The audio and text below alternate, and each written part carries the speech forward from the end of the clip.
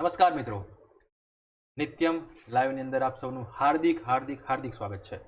આજના વિડીયોની અંદર આપણે આજના જે જીપીએસસી કોમન પેપર હતું આ પેપરનું આપણે મેથ્સ અને રિઝનિંગનું સોલ્યુશન જોવાના છીએ અને બહુ જ એક્ઝામ ઓરિએન્ટેડ મેથડથી કે આપણે કઈ રીતે આનો જવાબ જે છે એ લાવી શકતા હતા। ઓકે, તો સ્ટાર્ટ કરીએ। પહેલો જ ક્વેશ્ચન પૂછાયો છે કે વિદ્યુત પાસે વિદ્યુત પાસે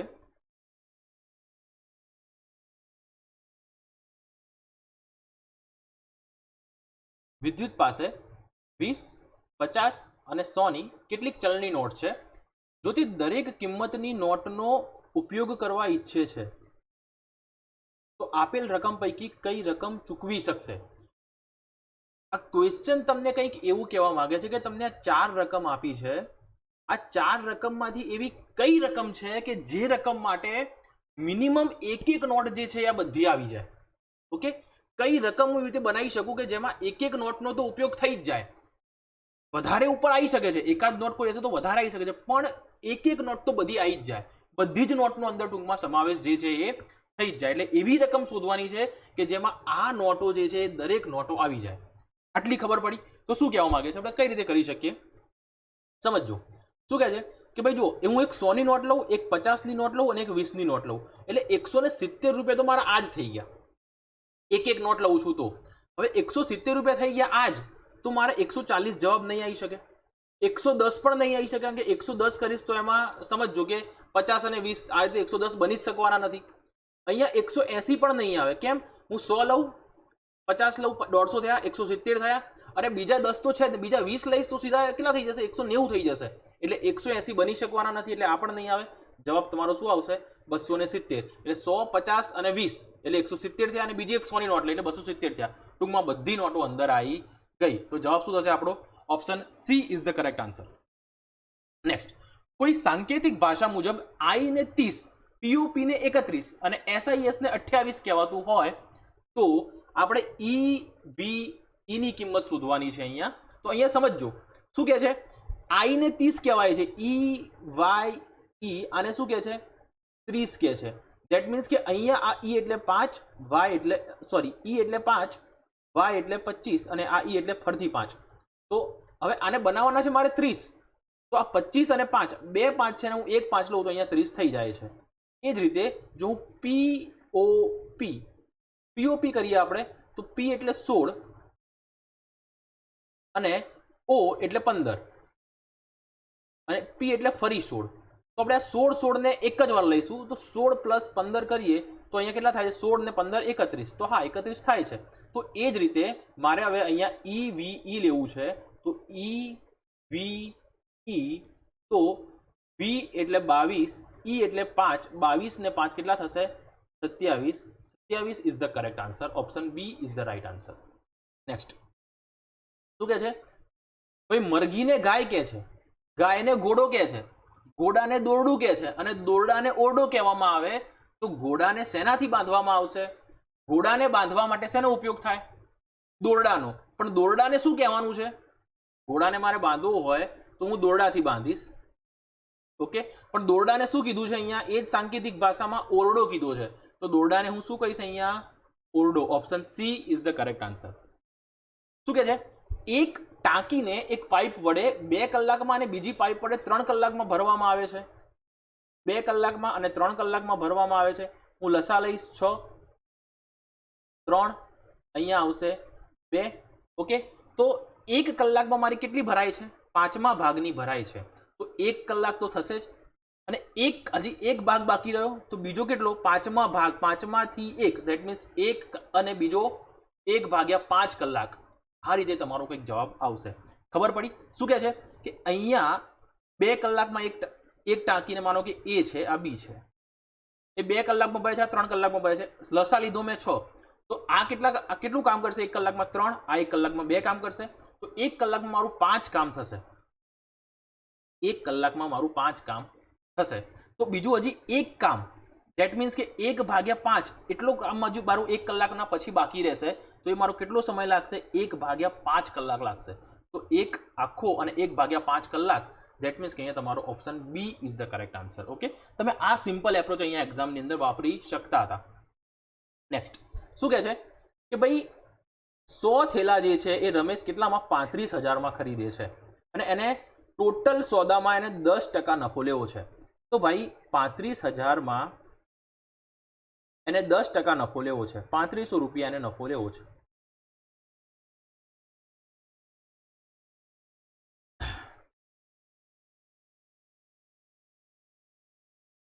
એટલે મારે કરવાના કેટલા છે? 38,500 રૂપિયા મારે કરવાના છે. હવે શું કહે છે કે એને 250 રૂપિયા લેખે એને 10 થેલા વેચી નાખ્યા. અહીંયા જુઓ, એને 100 થેલા જે છે એ 35,000માં ખરીદ્યા હોય, સોરી 100 થેલા છે એ 35,000માં ખરીદ્યા હોય, તો એને એક થેલો કેટલામાં ખરીદ્યો હોય? 350માં. હવે કહે છે નુકસાની છે, એના લીધે એને 10 થેલા 250ના ભાવે વેચી નાખ્યા છે. તો એને 250ના ભાવે 10 થેલા વેચ્યા હોય, ઓકે, તો એને 2500 રૂપિયા અહીંથી થઈ ગયા. તો હવે 2500 રૂપિયા એને અહીંયા જે છે એ આ મેળવી લીધા. તો હવે આમાંથી હું 2500 બાદ કરું, આટલા એને મેળવવાના છે. હવે હું આમાંથી 2500 બાદ કરું તો આ 0, આ 0, આ 0, 8માંથી 2 જાય તો 6 અને 3. હજી એને 36,000 રૂપિયા કમાવાના છે. 36,000 રૂપિયા હજી એને મેળવવાના છે. ઓકે, અને જોડે થેલા કેટલા વધ્યા? અને આ 10 થેલા તો વેચી નાખ્યા મિત્રો. થેલા કેટલા વધ્યા એની જોડે? 90 થેલા વધ્યા. તો 90 ચોક અહીંયા કેટલા થશે? 400 રૂપિયા લેખે. 400 રૂપિયા લેખે એને આ જે છે એને બાકીના 90 થેલા વેચવા પડશે. ધેટ મીન્સ કે અહીંયા ક્વેશ્ચન 12માની અંદર તમારો જવાબ શું આવશે? 400. નેક્સ્ટ, શાળામાં આપેલ એક પ્રોજેક્ટમાં 5 બાળકોને 14 કલાક લાગે છે અને આ કાર્યને એને 4 કલાક વહેલું, ઇન ધ સેન્સ કે એમને 10 કલાકમાં સમજજો. શબ્દોની મારામારી છે મિત્રો. અહીંયા 4 કલાક વહેલું પૂર્ણ કરવું એના કરતાં હું એમ કહું કે મારે ભાઈ 14ના જગ્યાએ 10 કલાક કરવા છે. તો 5 ગુણ્યા 14 બરાબર હું કેટલા ગુણ્યા 10 કરું? આ બંનેનો જવાબ સરખો આવવો જોઈએ. સમજો કેમ? કેમ કે અહીંયા જે આ 5 બાળકો જે 14 કલાકમાં કરી શકે છે એટલું જ કામ જે છે એ અમુક બાળકો 10 કલાકમાં કરશે. ધેટ મીન્સ કે બંને સાઈડનો ગુણાકાર મારો ઇક્વલ થશે. આ વસ્તુ યાદ રાખવાની. ઓકે, તો અહીંયા 5 દુ 10, 2 ગુણ્યા 7 14. તો અહીંયા બાળકોની સંખ્યા કેટલી થાય? બાળકોની સંખ્યા કેટલી થાય મિત્રો? 7 બાળકો હોવા જોઈએ. જેમાંથી અહીંયા 5 બાળકો તો આપણને આપેલા છે, તો બીજા કેટલા બાળકોએ જોડાવવું જોઈએ? તો બીજા મિત્રો 2 બાળકો આપણે જે છે એ નવા લેવા પડશે. હે કે નહીં? ખબર પડી કે નહીં આમાં? કે ભાઈ 5 બાળકો તો આપેલા જ છે, તો મારે નવા કેટલા લેવા પડશે? તો અહીંયા ઉતાવળમાં 7 ટીક ના થઈ જાય, બીજા કેટલા બાળકોએ જોડાવવાનું છે. ધેટ મીન્સ કે આપણો જવાબ શું આવશે? ઓપ્શન ડી આપણો સાચો જવાબ જે છે એ આવશે. શું કહે છે? એક વસ્તુના ભાવમાં પહેલા 20%નો વધારો કર્યો. 100 હતા એના મેં કેટલા કર્યા? 120 કર્યા. આ મારો કેટલો થયો? 20%નો વધારો. આટલી ખબર પડી. હવે શું કહે છે કે 120માં એ 25%નો ઘટાડો કરે છે. 120માં એ 25%નો ઘટાડો કરે છે. તો 120ના 25% કેટલા થાય? 25% એટલે 100નો ચોથો ભાગ થયો. સમજો, 100નો ચોથો ભાગ થયો કે ના થયો? એટલે 25% ઓછા કરવાના મારે. તો 120નો ચોથો ભાગ કેટલો થાય? 30 થાય. તો 120માંથી 30 ઓછા કરી દો એટલે 90 તમારો જે છે એ અહીંયા જવાબ બની જાય. 100નો ચોથો ભાગ છે 25%, એટલે તો 120નો ચોથો ભાગ કેટલો થાય? 30 થાય. 30 ઓછા કરી દો એટલે 90 થાય. હવે શું કહે છે કે મૂળ આ ઘટાડો કેટલો થયો? મૂળ પહેલા 100 હતા, એના 90 થયા. તો મારો આ ઘટાડો કેટલો થયો? 10%નો જે છે મિત્રો એ ઘટાડો થયો. Option D is the correct. સમજો, એ અને બી એક કામ 12 દિવસમાં પૂરું કરે છે. એ અને બી એક કામ 12 દિવસમાં પૂરું કરે છે. બી અને સી એક કામ 16 દિવસમાં પૂરું કરે છે. એ અને સી એક કામ 24 દિવસમાં પૂરું કરે છે. લસા કેટલો આવશે? 48. 12 ચોકે 48, 16 ધરી 48, 16 3 48 અને 24 દુ 48. તો સમજો, 1 કલાકમાં ટોટલ કામ કેટલું થશે? 4 ને 3 7 ને 2 9 ટોટલ કામ 9 પણ અહીંયા જોજો અહીંયા શું થઈ જાય છે 2a plus B plus C બરાબર મારું 9 થાય આ ત્રણનો સરવાળો કરું એટલે 9 થાય પણ મારે શું જોઈએ છે a plus B plus C જોઈએ છે દેટ મીન્સ 9 નહીં થાય શું થશે 4.5 થશે તો જો a plus B plus C 1 કલાકમાં 4.5 કામ કરતા હોય હવે મારે જોઈએ છે શું એનું કામ હવે એનું કામ જોઈએ છે એટલે મારે અહીંયા એ મેળવવો પડશે એ મેળવવો તો તમે આપેલી જે આ ત્રણ રકમો છે આપેલી જે ત્રણ રકમો છે એમાંથી જેમાં એ ના હોય એ લઈ લો એટલે બી અને સી છે તો હું એમાંથી બી અને સી બાદ કરી નાખીશ આ 4.5 માંથી બી અને સી બાદ કરી નાખીશ તો મને આ એ મળી જશે તો અહીંયા હું બી અને સી મને કેટલું આપ્યું છે અહીંયા કેટલું થાય છે મારું 3 થાય છે તો 4.5 માંથી જો ત્રણ કામ જો બી અને સી નું હોય તો એનું કામ કેટલું હોય દોઢ હોય કે ના હોય 1 કલાકનું તો જો 48 અહીંયા એક ટોટલ કામ મારું 48 છે અને 1 કલાકમાં દોઢ કામ કરે છે ધેટ મીન્સ કે 15 ગુણ્યા 10 ઓકે તો હવે 5 તરી 15 5 દુ 10 16 તરી 48 અને 16 ગુણ્યા 2 અહીંયા મારો જવાબ શું આવશે 32 ઇઝ ધ કરેક્ટ આન્સર એ એકલો આ કામ કેટલા દિવસમાં કરશે 32 દિવસમાં કરશે ઓકે ખ્યાલ આવ્યો ઓકે આપણે કલાક ગણે અહીંયા દિવસ આપેલા છે તો દિવસમાં લઈશું ઓકે નેક્સ્ટ શું કહે છે કે બધા વિદ્વાનો વાચક છે બધા વિદ્વાનો એ વાચક છે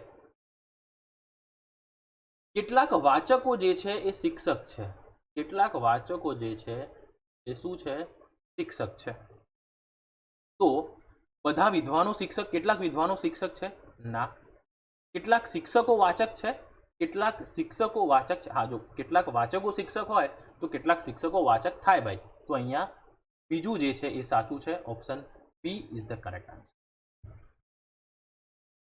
શું કહે છે 8000 વિદ્યાર્થી ધરાવતી યુનિવર્સિટીમાં 45% વિદ્યાર્થીઓ વિજ્ઞાનમાં નોંધાયેલા છે 35% આર્ટ્સમાં નોંધાયેલા છે અને 15% બંનેમાં નોંધાયેલા છે તો આપણે શું કરશું ખબર છે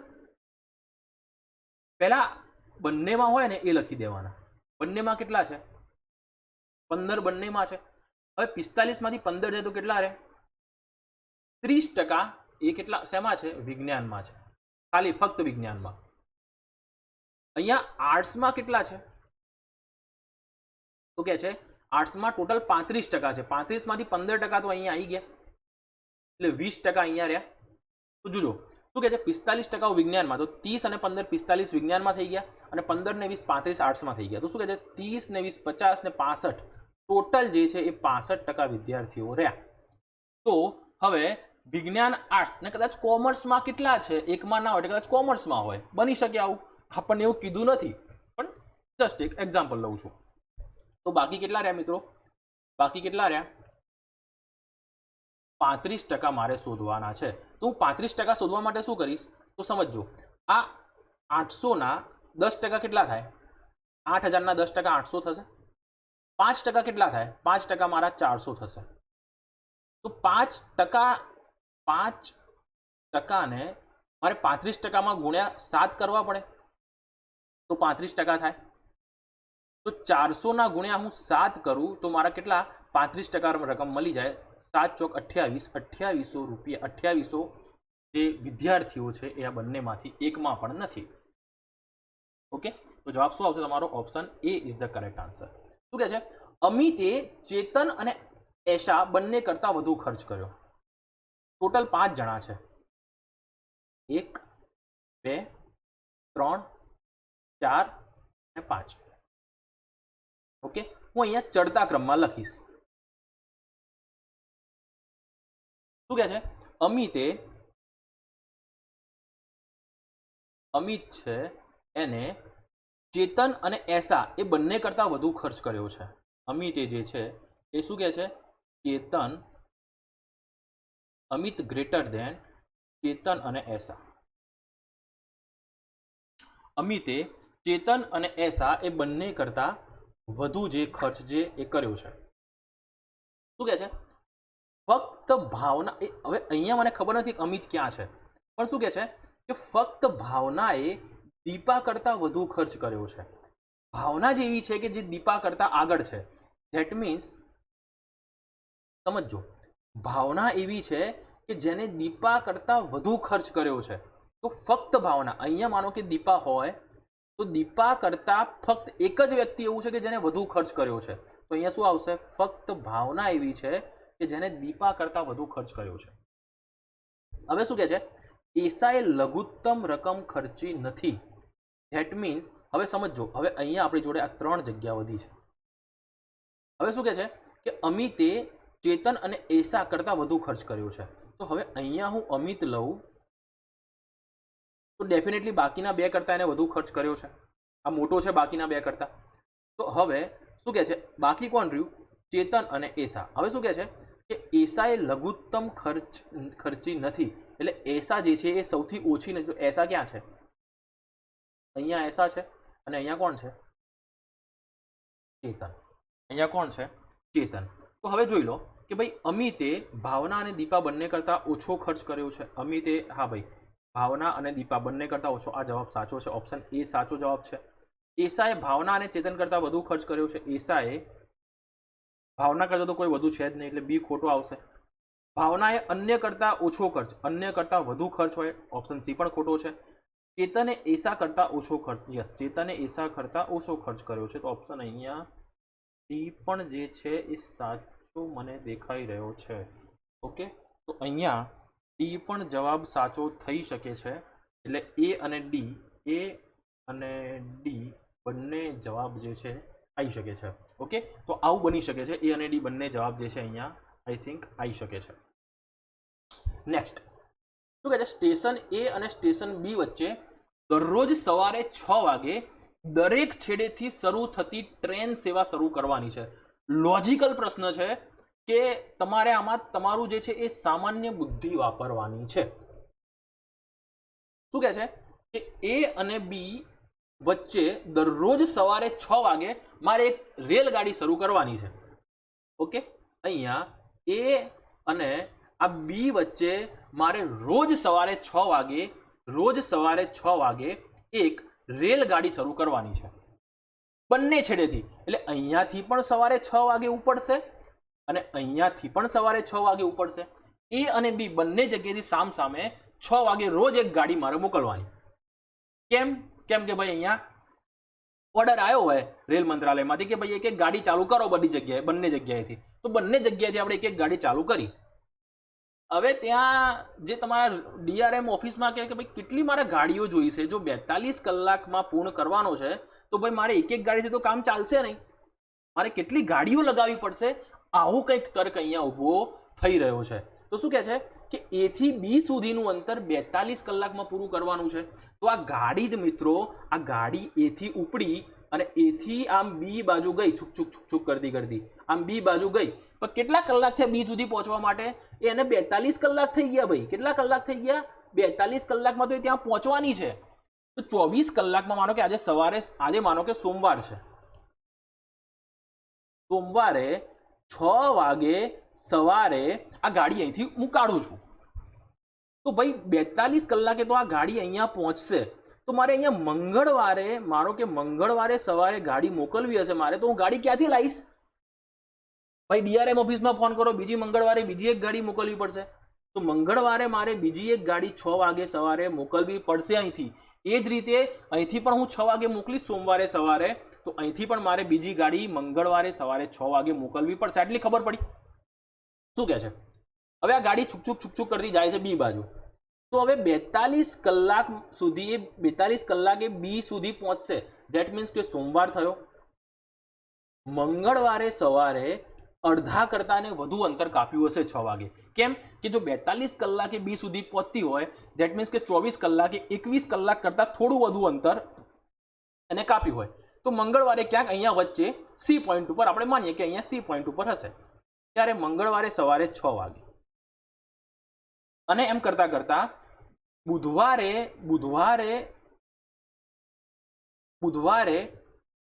કેટલા?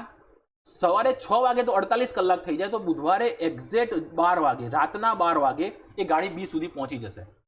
તો ભાઈ મારે મંગળવારે જે છે એ ગાડી અહીંથી મોકલવી પડશે.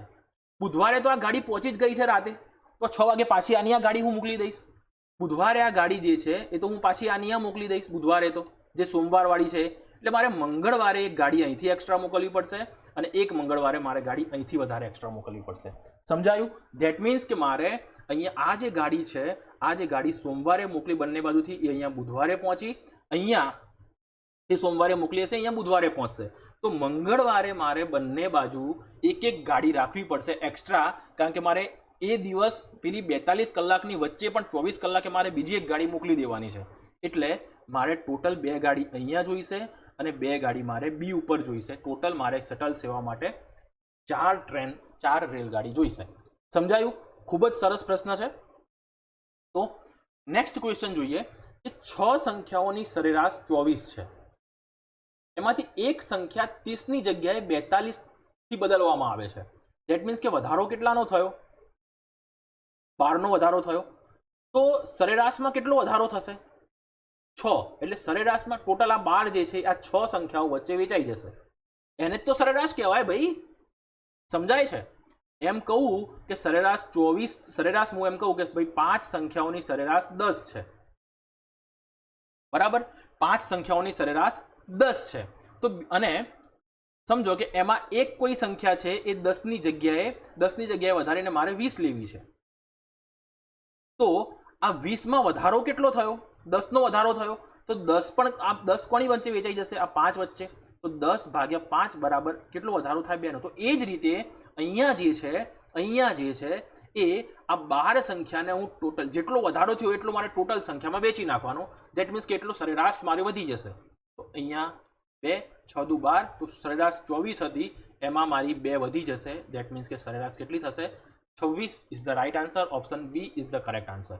તો આ મિત્રો હતા આપણા મેથ્સ રીઝનિંગના ક્વેશ્ચન કે જે આજે જીપીએસસી ની અંદર પૂછાયા, જીપીએસસી ના કોમન જીએસ પેપરની અંદર પૂછાયા. તો ખાસ કે ભાઈ આપણે જો તમે એસએમસી ની તૈયારી કરી રહ્યા હોય, તો આપણે શોર્ટ ટાઈમમાં આપણી યુટ્યુબ ચેનલ ઉપર એક સરસ મજાનો પ્રોગ્રામ લાવી રહ્યા છીએ કે જે તમને એસએમસી અને બીજી દરેક જે છે બીજી પણ ક્લાસ 2ની એક્ઝામ માટે આપણે અહીંયા જે છે કન્ટિન્યુઅસ તમને વિડીયોઝ, લેક્ચર્સ અહીંયા મળવાના છે. તો ખાસ કરીને એસએમસી માટે અત્યારે હાલ જે જીસીએસઆર છે, જીપીએમસી એક્ટ છે, એ તમને બહુ જ શોર્ટ ટાઈમની અંદર આપણી યુટ્યુબ ચેનલ પર જોવા મળવાના છે. જોડાયેલા રહેજો અને બહુ જ શાનદાર, બહુ જબરજસ્ત અને બિલકુલ સરળ ભાષામાં એક્સપ્લેનેશન સાથે તમને આ એસએમસીનો જે કોર્સ છે એ અહીંયા અમે કવર કરાવવાના છીએ. ઓકે, તો stay tune with our channel four SMC exam preparation. Okay, અને આજના તમારા આ મેથ્સ રીઝનિંગના પોર્શનની અંદર જીપીએસસીમાં કેટલા માર્ક્સ થાય છે ડેફિનેટલી નીચે કમેન્ટ કરજો કે તમારા કેટલા જે છે એ સાચા પડ્યા છે, કેટલા જે છે એ સાચા પડ્યા છે. ઓકે, તો મળીએ છીએ નેક્સ્ટ લેક્ચરની અંદર. ટિલ ધેન, જય હિન્દ, જય ભારત.